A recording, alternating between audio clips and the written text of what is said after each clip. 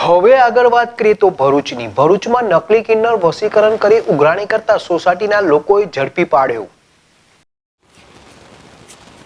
ભરૂચમાં એક નકલી કિન્નર વસીકરણ કરી ઉઘરાણી કરી રહ્યો હતો. જે નકલી કિન્નરને સોસાયટીના રહીશોએ ઝડપી પાડ્યો હતો. નકલી કિન્નરનો વિડીયો સોશિયલ મીડિયામાં વાયરલ થયા હતા.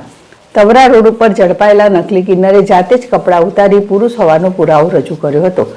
છેલ્લા 3 દિવસથી પૂર્વ પટ્ટી વિસ્તારમાં નકલી કિન્નરના આતંક સામે અસલી કિન્નર સજ્જ થઈ ગયા હતા. સોસાયટીના રહીશોએ નકલી કિન્નરે ટીપી નાખતા સારવાર અર્થે હોસ્પિટલ ખસેડાયો હતો. ચાવજ રોડ ઉપર નકલી કિન્નર ઝડપાઈ જતા સોસાયટીઓ સહિત સ્થાનિકોના ટોળે ઉમટી પડ્યા હતા.